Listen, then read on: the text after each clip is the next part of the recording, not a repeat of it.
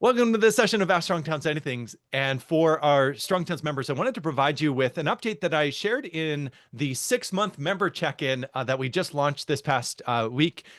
It was exciting to be able to connect with people that were a member for about 6 months. And I said, hey, every so often we should be able to just check in with how Strong Towns members are doing. So I want to take just a quick moment to highlight the fact that the finance decoder is up and alive, and sort of thinking like from the point when we held the State of Strong Towns in January, we haven't really talked about like, hey, how are things going under the hood at Strong Towns in terms of what the team is up to? And so I'll share just a couple of quick things that definitely are not going to be new to you, but maybe some of the little stats, the little nuggets will be useful. The first one, we've had 89 places that have officially submitted their finance decoder, and we just released a tutorial making it easier for people to do the work of creating their own finance decoder. But I say officially because I know I would probably count the number of emails have gotten over 90 of people that have said, hey, I've done it. I'm not sure if my numbers are right. Can you check that? We've been involved in that process and participating in that. It's been really cool to see all of the activity that's underway. So I know I can confidently say we're well over 200 people have actually taken the finance decoder and worked through their budget sheets or their finance sheets in their communities to get a better picture. Partly because I know that one person did like 15 cities and communities outside of Raleigh. And that's not an isolated incident. There's been a bunch of people that have just like, once they discover, oh, this is actually not that challenging, I'm going to continue to do a few more. That bug of curiosity, which is such a core element of being a Strong Towns advocate, is being curious about the place that you live in, actually drove them to do even more. So that's been really exciting. Definitely, if you're still on the fence, can I do this? Can I not? Use the tutorial that I just shared in the member link. I think it'll help you. But I also would recommend please do then use the process to share the results with us, because that's a super useful way for us to consolidate and understand what's going on. The one thing is we don't yet know what to do with all of the results coming in. But we know that in the aggregate, there's a story that's compelling, even as on a site-by-site basis, it's very compelling as well. Second, or just picking up on this, one of the things that we are doing, though, is turning it into stories, into content. This is the most popular article that's been on the Strong Towns site this year so far. This has been something that has spurred conversations a lot more places, really grappling with, yes, the city of Houston, was making strides in improving their net financial position, and they were releasing press releases declaring that their net financial position had improved. The trouble was the prior years had resulted in such a poor position that even this was just a marginal movement out of slightly less bad territory. And that's part of why we need to have this type of a tool and this type of a process in place to help people see and understand what's actually taking place in their communities. The Housing Ready Cities toolkit, as well as the quiz that we created for the website, this blew me away. Almost 1,300 Housing Ready quiz submissions, people submitting and then sharing on the map their community, which has made progress in the 6 areas that we identified that are necessary to begin to make progress in terms of becoming a housing ready city, committing to the things that are within the wheelhouse of what cities can do to actually make housing possible. A lot of times cities say, oh, on safe streets, there's nothing we can do. We need the state to step in. On housing, well, there's nothing we can do. It's a global financial market. The reality is we've outlined really clearly there are concrete steps that cities can and must be doing. And when you do that, you begin to create the conditions for a cottage industry to emerge that builds cottages and other such things within our places that are desperately needed. Third, the Crash Analysis Studio. I'm just proud of proud of this, that there are 25 official studio sessions that the Strong Towns team, together with, actually, I shouldn't even have foregrounded the Strong Towns team. It's community leaders and advocates in spaces, with the assistance, especially of Tony on our team, have been able to conduct these Crash Analysis Studios. 25 of them, but there are a dozen more at least that are unofficial, where people have just gone ahead and done it. We got to meet last week the students at Los Campos are Del Campo High School in Fair Oaks, California, where they've been conducting their own versions of a crash analysis studio. So we could add that to the number, as well as local conversations that are doing the same. Groups like Strong Towns Winnipeg that are leading the way in the Elmwood neighborhood. Just all sorts of core work taking place. And that beginning of a process of shifting the way that we think about each crash, each fatality that occurs on our streets, and really reckoning with what it takes to address that. And so next thing, just wanted to highlight September 19th, we're releasing our video, and James is going to be a key feature in that. So James, we're looking forward to that in Marion, Ohio. I am blown away by the videos that we've released now on Mommy, as well as the community in Vermont that one year before. I should know. I've got too many things stacked in my head. Bonus points to the person in the chat that remembers the Strongest Town contest winner from 2 years ago. Brattleboro? Yeah, there we go. Very good. Brattleboro. But to me, what's interesting is not just like a travel log. It's not just like, oh, look, pretty baskets. And, this person is smiling and isn't this lovely. They're like gritty and yet meaningful. They're getting into the thick of it. And so what I'm excited about is we're going to release the video. That'll be, I think, awesome for the folks in Marion. They'll be able to continue the conversation that's occurring there. We had the similar experience with the folks in Maumee. What I'm excited about is we're actually going to do like a live video premiere, so you can be chatting in the comments on YouTube, in addition to that, joining us afterwards for like a post, basically like a chat with the director, chat with James, chat with a couple of other people from Marion, and just talking through as well, getting ready for the Strongest Town contest next year. Putting some of the seeds in place to say, hey, what would it look like if my community were to advocate for it? Another core thing for Strong Towns members, we're trying to get events nearer to you.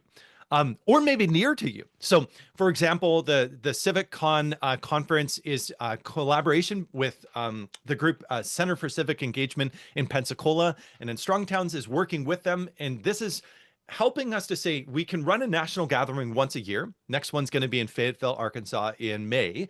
But then we also want to try to figure out, how do we get out to more places? How do we get out to, Denver and the region, sort of central times, almost by time zone, mountain time zone, central time zone. How do we get out of the Eastern time zone where we've done a bunch of our big events? How do we also find ways to be on the Pacific coast, in Canada, in the US, overseas as well? And that's where the Places That Work tour hopefully is going to be one of the ways that we really can get nearer to you, if not near to you. This is our effort to try to just generate a lot of event requests, and then package them together into a tour format, and send our speakers out on the road. So if that interests you, I do want to highlight that is available. This is one of the things, as I said, the CivicCon is a test of like what a regional gathering looks like. So for everybody in the Pensacola area, but also Texas, throughout Florida, we've got people coming up from Tallahassee, and a few other places. And so I'm excited that there's kind of a gathering happening for September. And the idea is like, if we can continue to build on that incrementally in time, my hope is we would have like 3 regional gatherings and 1 national gathering each year, just to make that a little bit easier, bring costs down. And I think that there's real value. I mean, the national gathering is amazing, but being able to do that at a regional level and say like, oh, I know you and I know your city and I have a greater familiarity with what you're going through, might really help. I am talking like a mile a minute because I'm really excited about this, but I probably should slow down. I do want to highlight we're at 297 local conversations. So if you're a Strong Towns member, you are making it possible for 297 and counting local conversations, including one in Uganda. What's fascinating to me is here the map is showing where we have people that have signed up to express interest.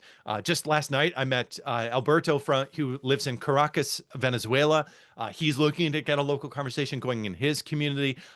Just really exciting stuff that's taking place. And so, again, groups near to you or nearer to you, or ones that you're already a part of. We haven't teased this yet, so this is the special because you're here. Yeah, we're revamping our website, and I think it's going to be amazing. I do a quick tour of it, but I basically want to just, the 2 pieces that I wanted to show is, one, it'll be much better, But two, I think what will really help is this section below. This is just the same site, but looking at like the mega menu that we're creating.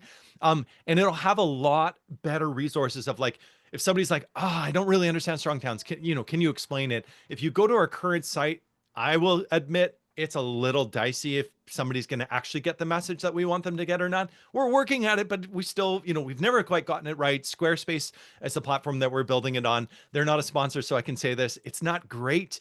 We've struggled with some of the usability. We sort of need to mature to the next level. And Evan, our web designer, is doing an amazing job of this. So we've got a whole section, Strong Towns 101, on the suburban experiment, growth Ponzi scheme, core principles, all of that material. So if you have ever been frustrated by our website, know that help is on the way. Or if you've ever felt like, if only there was a better way, one of the goals that we have is even to be able to take each of these pages and have a print button that you would have like a one-page printout that you could just like share with somebody. Because council packages, for example, my city, they'll publish anything if it's sent to them as a PDF. So you can't use a hyperlink, but if you give them something, they'll put it in the council package, and people will, discover it there and see it. So that is something that I am excited about as well. The other thing we are trying to fix for Strong Towns members is we still, if you've ever had this where you're like, hey, I just changed my email, we'll have to do like 3 different updates on 3 different like platforms. Or if you've ever tried to change donation info and you're like, I went to the main site and there was nothing for me. You're heard, your experience is validated, that you're not alone. Unfortunately, we are still trying to figure out how do we like really tie core things together. Our main priority is like keep everybody's data private. Our second priority is make sure that it's right. And then our third priority is make sure that people can actually update their own info. And that third one is the challenging one when you try to get those first 2 correct as well. So all that to say, we're now at the point where I'm just going to open up the conversation. If there's anything that I've missed in the chat, welcome, Karina. Good to see you. Hey, Chris. I was just doing a quick round of member updates for all y'all. We've got Max back. Kip, good to have you here. Chesla. Barbara, why don't you start us off then, and then we'll come to the question from Thomas in just a moment. But Barbara. Something that I've had trouble laying my hands on. I've known Chuck for centuries, it seems Mhm. like. Um, and when he first, before even Strong Towns, he did a lot of studies on um, the just the whole Ponzi scam, right? Hmm. And I've been trying to find some of those original studies and slide decks because I think for engineering types and stuff, they're better than some of the more market and planning oriented stuff that we've got now.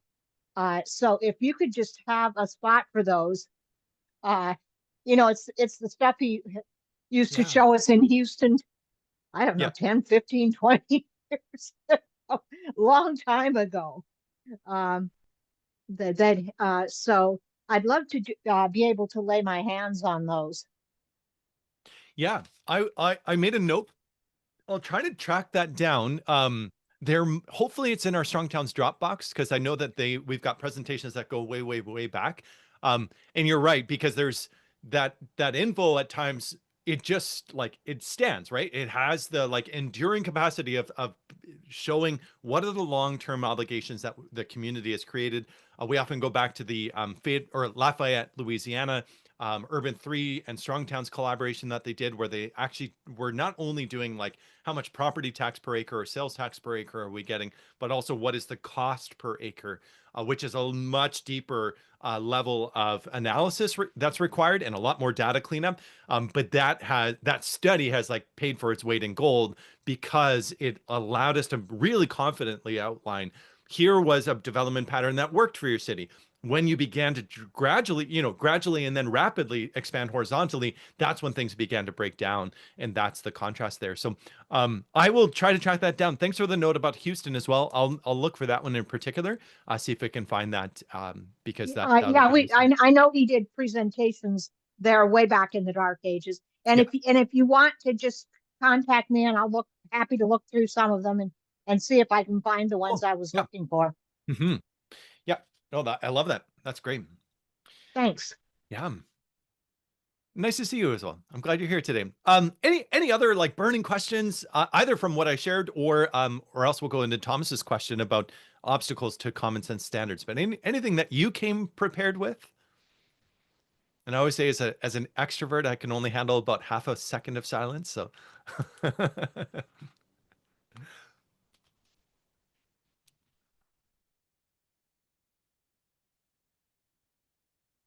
we're good. I have a question.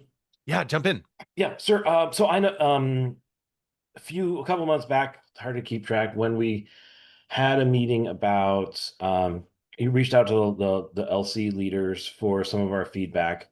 Um, I think one of the things that I mentioned was just needing assistance bringing more people to our group. Mhm. It seems like, maybe a couple of years ago, the YouTube algorithm was working really, really well and ushered a lot of interest in Strong Towns kind of all at once. That's when I got caught up. And then, we got a batch of emails all up front, but it's been kind of a trickle since. And it's been hard to keep the numbers up at our meetings. Just Mhm. through attrition, we don't have people, more interested people coming in, replacing the people that are drifting away for various natural reasons. Yeah. So there's several layers to that. And I think it's a really important question. I know it's one that a lot of our local conversation groups have grappled with, including Del Pop that I lead. The first is mechanically strong towns. I think if you prompt us like every so often, we can do like a fresh sort of sweep of any of our new email subscribers and like members that are in the St. Louis area and just Mhm. like, pulse that and say like, hey, go check it out. If there's any interest in your part in doing that. We've also tried to do that when, for example, I'm going to San Antonio next week. And so I will be not only doing a ULI luncheon, but then in the evening, I'm doing like a Strong Towns presentation and a social hangout. And so we sent a broadcast message to everybody in the area. And like the hope is that that will benefit the local conversation as well by bringing more people that have never showed up to a first time thing. Um, where that breaks down is that are careful about not just like opening up our email list to the entire sort of network of local conversations. I want Mhm. to figure out how to like create a like if you've got something compelling that we send that out to our list, that mechanic really needs to be better, because then it means if you do the hard work of setting up an event or some kind of showcase, that strong towns can then reciprocate or help with that to boost it, to get more people to attend. The other core element is the leaning into existing networks is one of those like challenging things to do, but it's the way that change really begins to take hold. And this is encouraging, especially people when they're new, they've newly attended, they're newly fired up. Say, hey, is there anybody else in your network that you think you want to reach out to? And it's an ask of them, but if they're interested, they're like, oh, I just want this to happen, because sometimes the old timers are like, I've exhausted everybody in my network, and I'm not sure that they're interested in hearing Mhm. from me on these topics. And some are, but others aren't. The other thing, I think, Kip, you mentioned that it is, that challenge, but one of the things that can be useful is your cross organizational meetups or things like that. Kip just hosted like a Big Ten urbanist meetup for Vancouver and Vancouver in the region. I feel like the benefit of that is that it just alerted the people in the neighborhood, in the community. Oh, Strong Towns Vancouver does, or now Van Pop does exist. They're interesting. Oh, their angle is different than ours. I might, if I have somebody that doesn't care about cycling, which is the issue that I care deeply about, they might be interested in something else. Oh, I can refer them over to Strong Towns Vancouver or Van Pop. So that might be another like internal component of it. The other element of it is to ask like, are you at the point where your meetings are routinely happening? So is there, if there's a rhythm that's occurring, can you take a cue from what the group in Portland is doing, which is they have a welcome, basically a first timer committee. And there's just a few people whose task it is at each new meeting, to make sure that they are the ones that are approaching that person when they first show up. The drop rate will still be a factor, but it might be that you can hold them that way. I wish that there was sort of a magical sort of like button where you just like created that lasting and loyalty. Um, but I think it has to be through sustained like delivery of value. This is where one of the things we encourage is, are you giving people something to take home, some idea that they've understood now in a more full way, some sort of a pamphlet or something that they can anchor, that it wasn't just like a beers and, complaining session, but actually like focused on a vision for what you were doing. Um, and then, yeah, we've got Kip, excellent. The stage 1 training on collaborating with other local organizations does occur today. So we do provide continuing training for our local conversation leaders, and that might be useful as well. Anybody else have strategies? Maybe actually, James, if you're still here, James is a dynamic organizer in a lot of ways, but he might be he's off camera, so I'm not sure that he's probably going and raising uh, attention of more issues in the community. Anybody else want to jump in, and maybe offer some thoughts? Well, one thought of my Hey, own. James. Oh yeah, and then One Eric. thought of my own is, in order to boost attendance at our meetings, we've been meeting regularly for a year and a half, and we have a regular spot and time. Yeah. But there's people who are interested but just can't come downtown on a Tuesday evening. So I actually just bought a conference webcam. Okay. That'll Yeah. do like a 360 image of the room, so I can bring it in, set it up, and anyone can log in without having to be in the room. So hopefully we'll get a few more voices. Yeah. Hmm. I will say as a Toastmaster, that doing hybrid is really challenging to make sure that it's like having a deaf uncle where you're like, all right, so what that person just said is this, and this is why that matters. And this is why we all laughed. Humor is actually the worst, because the people on Zoom don't catch the joke. And then you're like trying to explain it. And yet it's worth doing because, to your point, you're helping people to stay connected through what you are doing. James, I'd love your thoughts too. I was out of the office when you gave the prompt, but I heard my name, so I came rushing back. What was Oh, the good. prompt? So Eric was just asking about different ways to generate sort of continued enthusiasm for local conversation activities and sort of the broader like and willingness on people's part to continue to engage in the conversation and show up with regularity at events and things like that. Do you have any thoughts or suggestions on that? Yeah, well, geez, if I had the an answer for that, I'd be a lot further along than I am. But one thing that I just did was I just set up a tent at this local festival that we just had, like, and just put strong towns on the top of the tent. And I printed off, like, I couldn't find any like generic strong towns material, so I printed off my own. And really, what I tried to I put up one of those giant post-it notes Yep. on a board, and told people, and put the prompt on there: if I could do anything for Marion, I would ... And then just gathered that, and then I'm using that as to put onto social media and say, hey, these are the topics that came up. And so if you're looking for what are people already interested in, that's something. And then also, what are people already doing? I tried to push people towards, instead of, let's form a local conversation, push them towards, here's the housing coalition, and here's the transportation coalition, and here's the homelessness group, and here's all the people that are already doing the things that Strong Towns is pushing, that sort of thing, and working within those existing groups. I've found to be very useful for getting things done. At some point, at the end of the day, you got to crank out a widget. It's nice to sit around and talk, but if you want people to stick around, you gotta give people it. I'm taking a lot of flack because one of the things during the Strongest Town campaign that we came up with was the slogan "Hope is Marion's economy," and there's a whole history behind that I could explain why we chose that as a slogan. Um, but the pushback I got was like, well, what's hope about? Hope's not going to get you your groceries taken care of and all the sort of thing. But it's like, well, it's not hope as in, well, I hope things get better. It's hope as in, wow, I've seen things get better, and therefore I have hope for Yep. the future. Mhm. That sort of thing. But if you want to continue that, you gotta you know show something. And then not only do you have to show some, like, do something, you have to, like, take a victory lap here and there. You got to get out there and share that with people. Yeah, that's spot on. And, I've used the saying too that like cities really at their core have two core commodities: land, because there's not going to be more land. That's your base. And then you have to decide what you're going to do with that as stewards of that land. And then the other is confidence. And when you see confidence or hope, I like that description too. Confidence is the reason why you would greenlight an investment in a place. Hope or confidence that like, yeah, it will get better is the reason why you would be willing to invest in, say, a new porch.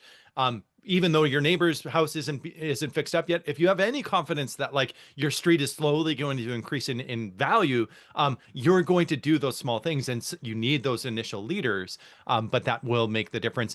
I think, Eric, the other challenge that you have is you're in a very large center, and that might look like saying, we're gonna trial this fall for Del Pop. Is we're about 125,000 people, so significantly smaller than your community. But we had always grappled because we have 3 communities and we were rotating 1, 2, 3, 1, 2, 3. And all the North Delta people would never show up at the South Delta stuff. And the South Delta people would be like, oh, we never go up to North Delta, it's too far away. And so we're actually doing locals to host like local meetings once a month or every other month. And then in the intervening month, one of them will be south, one of them will be north. And so over a 4-month cycle, we'll have we'll have had meetings in those communities 3 times. And then the 4th one will be in the out community for wherever that person lives.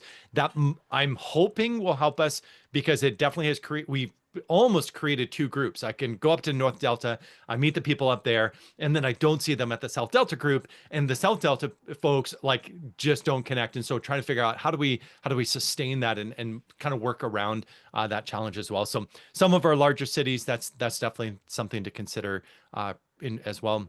Barbara, I'd love your thoughts as well.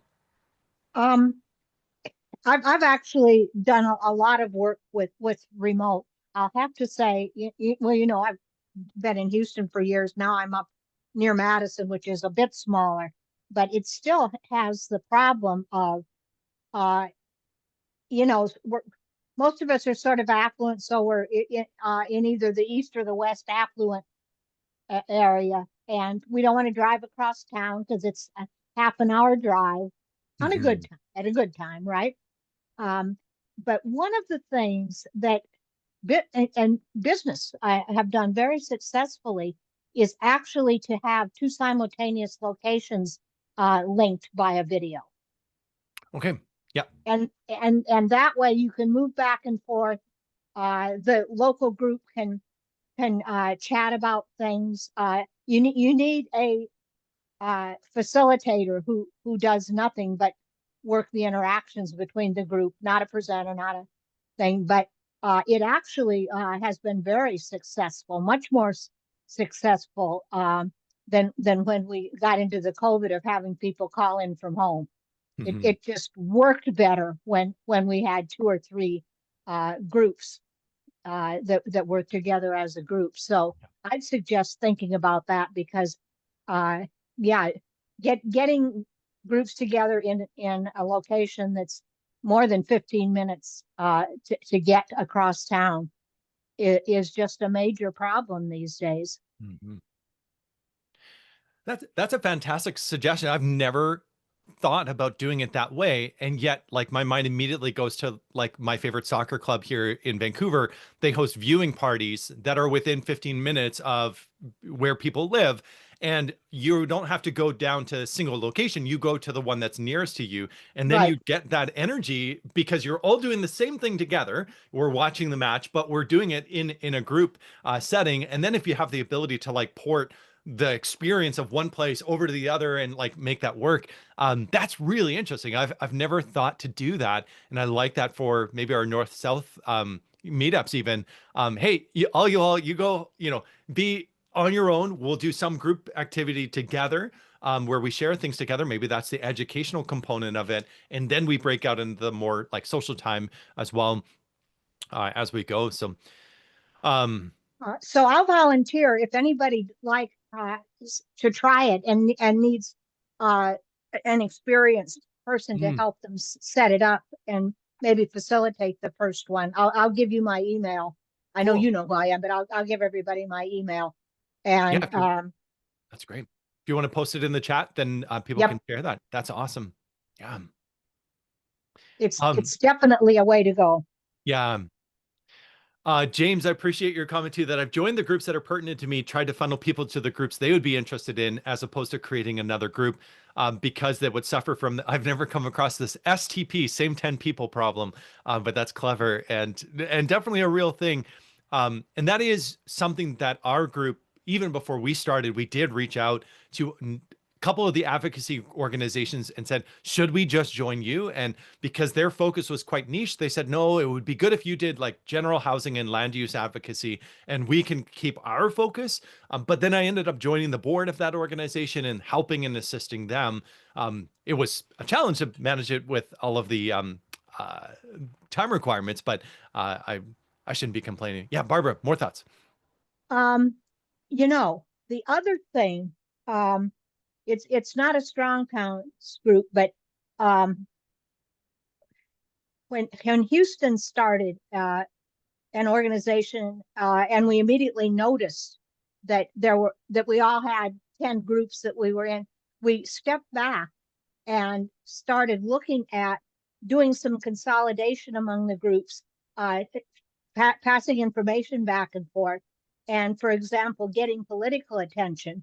We could actually, we had a couple folks who knew, and we could actually draw on all of our subgroups if we wanted a citywide candidate to come and talk to us.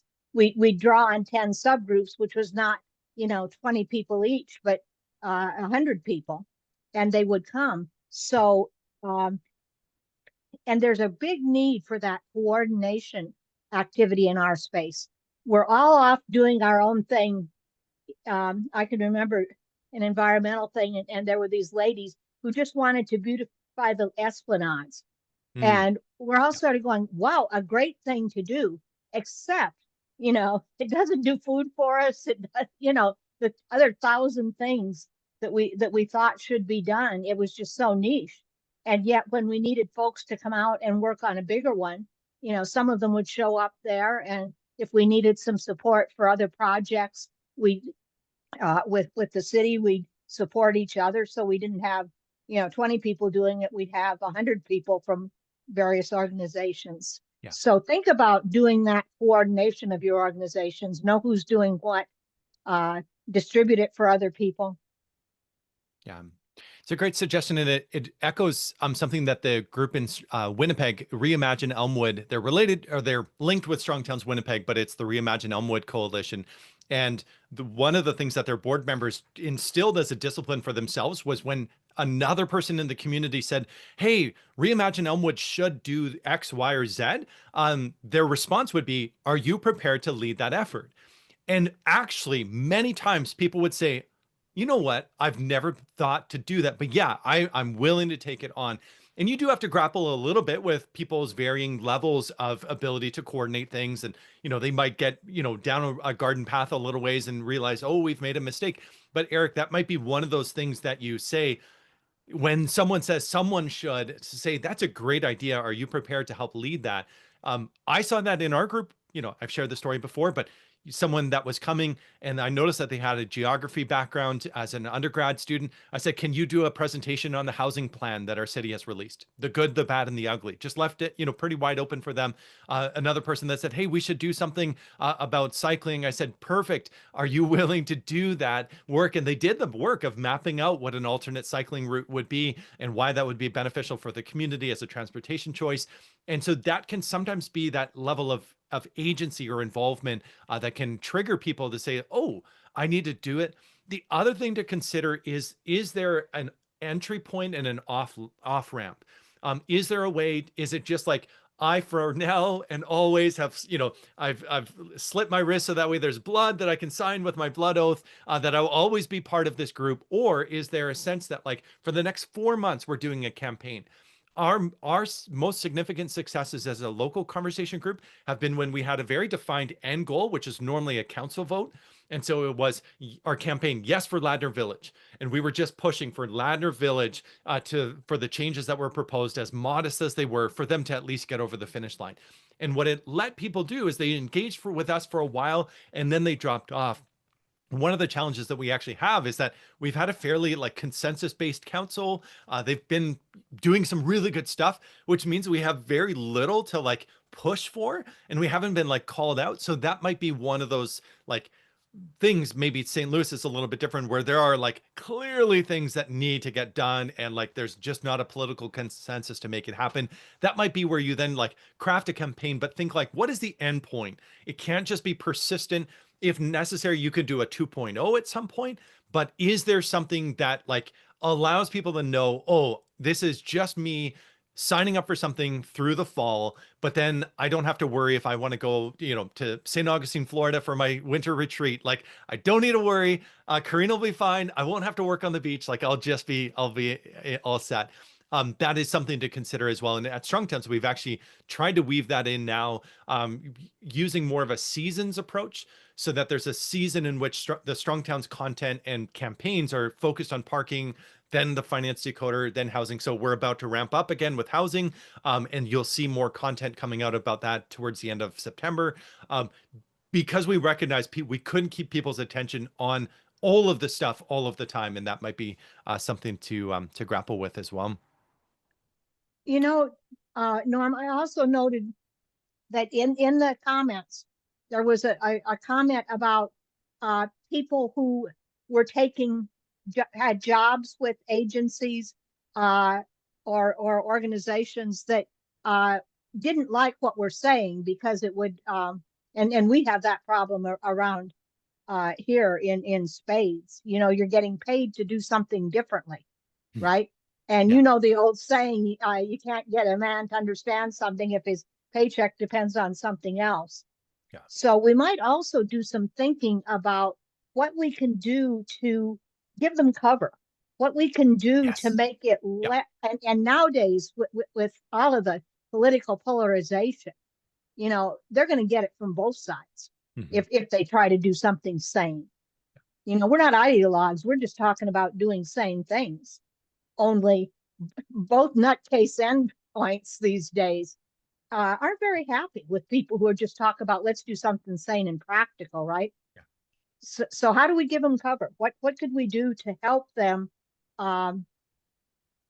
work with us without sort of ending their careers? 100%. And that's where, for example, with Strong Towns local conversations, they're required to sign the Don't Be a Jerk agreement, because one of the things we said is we have to be able to create a plausibility structure in which you're not wrong to work with that local conversation group. They're not going to lead you, down the wrong path. And this is something where, one of our board members of our local conversation, like, he's full on Marxist. And so he just like wants to like weave those types of like big global issues into a lot of the things that we're doing. And I'm like, with deep affection for you, we're not doing any of that stuff, and that we're staying way away from that, because that does not map onto the community that we live in. And the other part is when we bring the temperature down, we can really begin to make some progress. And so I encourage people, be as tame as your local chamber of commerce. Be as like, even if you want to be clever on social media, be careful. Like Strongtown San Antonio, they release like mock tattoos. I'm like, yeah, that's great. Love that. That's fun, but don't go all war on cars. Don't go all like, leaning into some of the like, you're with us or you're against us. Be as tame as the Chamber of Commerce, but also kind of be fruitful in the way that a Chamber of Commerce can be, which is just plugging away at the issues that their members care about. And I think that can be one of those tools that a local conversation can lean into. Any kind of local coalition, for that matter, council candidates, just saying like, I am as tame as the Chamber of Commerce, which means I'm often ignored, except if you look in your community, that Chamber of Commerce gets asked to consult on budgets. It gets asked to consult on streets. It gets asked to consult, on who should be nominated for the mayor's, Hero of the Day award. Like they have a presence, and money helps with that, undoubtedly.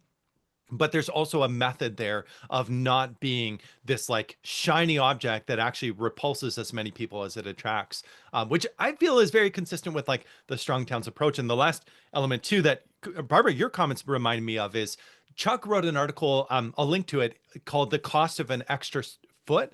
And it's about snow plowing in northern cities in particular. But the way in which the engineering profession, as he outlines it, he says, is a very conservative practice, as in using scarce resources very carefully, very focused on like, how do we drive down costs and improve the effectiveness of what we're doing? So then why would we ever design a wide road?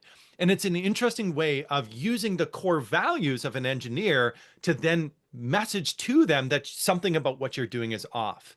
And I think when we take that approach, again, with the gentleness or even the tameness of a Chamber of Commerce, like, comms person, instead of the like rabidness of somebody on, raised on Twitter, you'll get, oh man, I'm aging myself, how rapidly that happens. But you actually begin to create that, I mean, and you create the bottom up revolution, which Chris Palmer, to your point, we're not here to forward the revolution. This is the interesting part is I'll say this, I can say this candidly.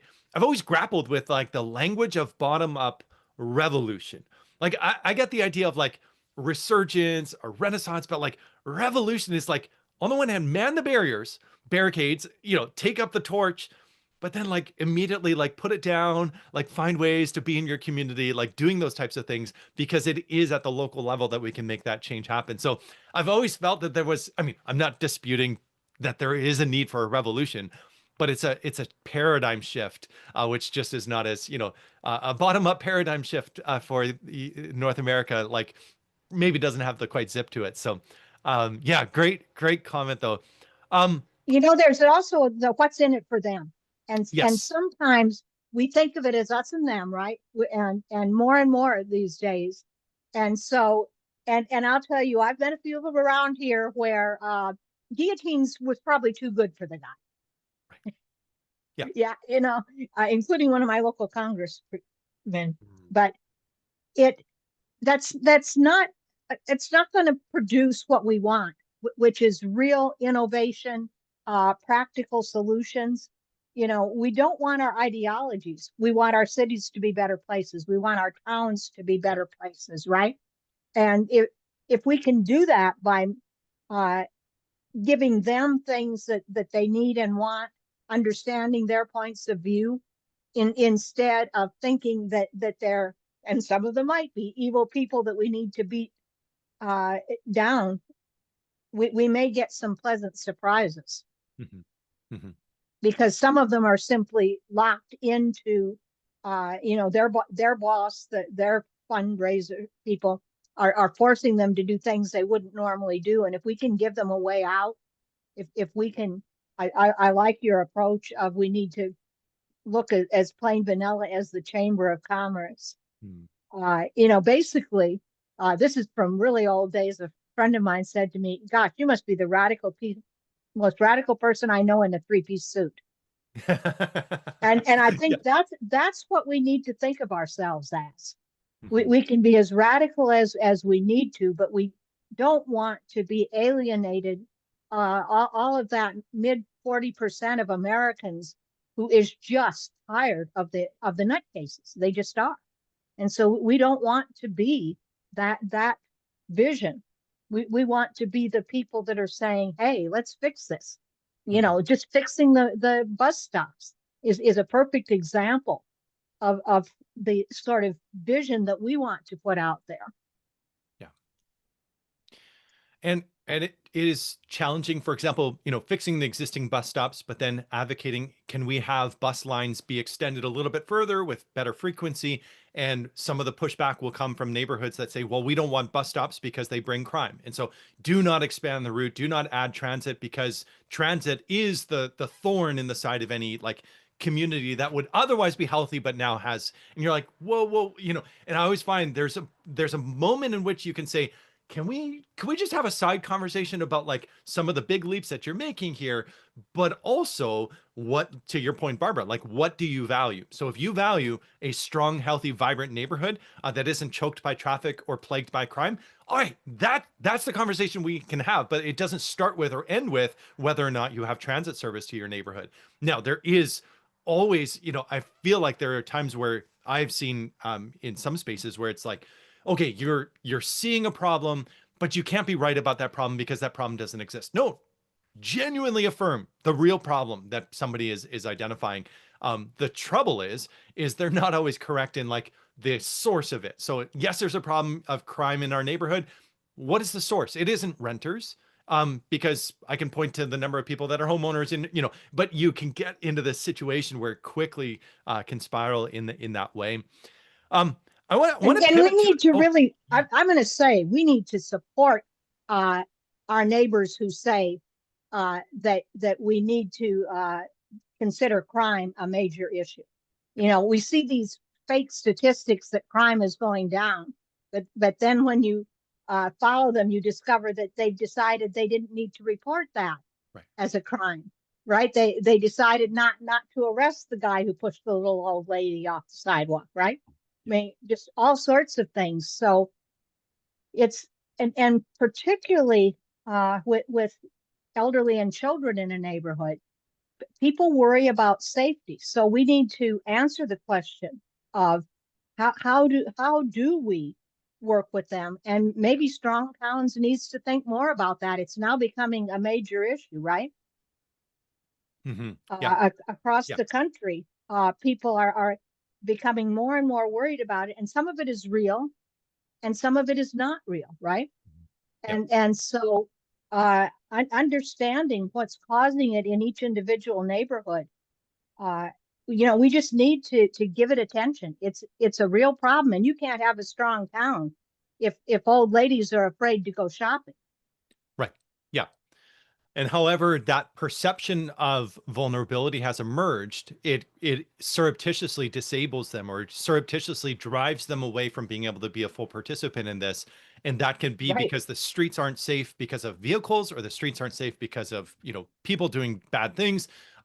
And when we traffic in perceptions, we don't have to simply accept someone's perception. If you have, if an individual has a mental illness, they will perceive things to be way off base compared to what they actually are. There are some core elements, but appealing to national crime statistics when trying to address what's happening in a local neighborhood is not the same thing. And what do they talk about? Like, we're not anti-stats, but we definitely are anti the corruption of using them as just a way to like quickly bat things down. So even one example, we just had an article that was submitted to us that was science confirms ... And I said, the headline's got to go. It's a great piece, but the opening premise doesn't work because we've got a whole audience, some of whom are going to say science confirms whatever that scientist decided it's science, so-called, like we live in this sort of system where the words that get used definitely get picked up. Let's be honest. We live in a hire a corrupt scientist. And as a scientist, I know some of them.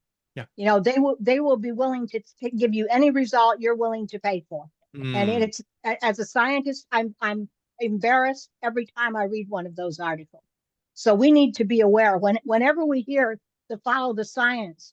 I always ask, no, follow the money. Who the heck paid that guy to say that? Yeah. And so we need to be really careful about how we use stats. Yeah. St. Louis Totally is agree. one of the a poster child of this, because the city of St. Louis is just the urban core of our region, and that just happens to be where our worst neighborhoods are. And so if your denominator is really small, your crime statistics are going to look really high. So we rank up with Detroit and and so, but it's just because of just a few bad neighborhoods skewing the statistics. So we suffer from the perception, but there is still a reality. People, there are people in the city, hear gunshots and don't want to be out around 2:30 in the morning. So we're fighting both, both sides of the battle, fighting the perception, but also fighting the reality. Yeah. I mean, how full your morgue is matters, and how they got there really matters, but also the less violent sort of activities that occur. This is one of the areas where, um, shifting gears a bit from like crime and sort of criminal activity, gunshots, to even just like the perception of safety on paths. I see way too many close calls on e-bikes and e-scooters that are happening at speed, and somebody is really like, they perceive that they are safely passing somebody because they got by them. I'm like, that can't be your minimum standard. And we've recognized this now with cycling. Is like, in our province, we have a 1 meter buffer rule. You cannot be within 1 meter of a cyclist, because in a vehicle you may feel like you got by them, so you were fine, but it will create the conditions in which, especially the elderly or vulnerable, will say, I don't feel safe at all. Somebody just like almost took my head off, and you're like, yes, that if you had stepped to the side, you would have been smoked. But the cyclist was like, well, I got by, so I was fine. And this is that, like, the perception of being vulnerable or the perception of feeling unwelcome, really matters. And I feel like this is a part of, Eric, to your question of like, how do we engage people? We have tried to identify as a Delpop group some of the like not overly loaded terms, but like, you feel like there is no housing options in the city. Guess what? You're not alone. You don't want your grandkids to have to move away from this community. You're not alone. You want there to be a few more choices when you step out your front door in terms of how you get around. You're not alone. Like, trying to emphasize that there is a way forward for that, is I think a key part of trying to reach that. But um, I feel like not a Ask Strong Towns Anything session goes by without me calling on Donna. Donna, I would love to hear your thoughts, just because you grappled as a neighborhood resident advocate, then in time taking on city council responsibilities. What were some of the things that either stand out to you as you think of like the perceptions and working to build alliances in the community on this? Well, what I'm hearing the discussion here is you can't eat an elephant in one bite. So, you do have to narrow your specific goal, especially if you're working with a few people, the 10 people that always show up. You have to narrow the goal, and basically follow it through. Like you said, 6 months is the goal. This is the goal we're trying to accomplish. And then the vote is taken and you move on, to the next thing. We struggle here with silos. So you have to keep that in mind, where, yes, Strong Towns has great, I support Strong Towns 100%, but you do have to be very careful about not overlapping or pushing aside the cyclist group. This is one of the very basic things I said to the local conversation when they first started, was the best thing you need to do is reach out to the cyclist group, reach out to the homeless coalition, reach out to I don't want to get political, but any group that is ostracized. Yeah. You name it, and they all have needs. And I firmly believe that Strong Town should not get into any political. That's actually what I used to get elected. That was my cover to get elected, is that, any of the Strong Towns philosophies is so totally neutral that you can pull from a conservative and a more liberal mindset. And that can be successful as a Strong Towns leader.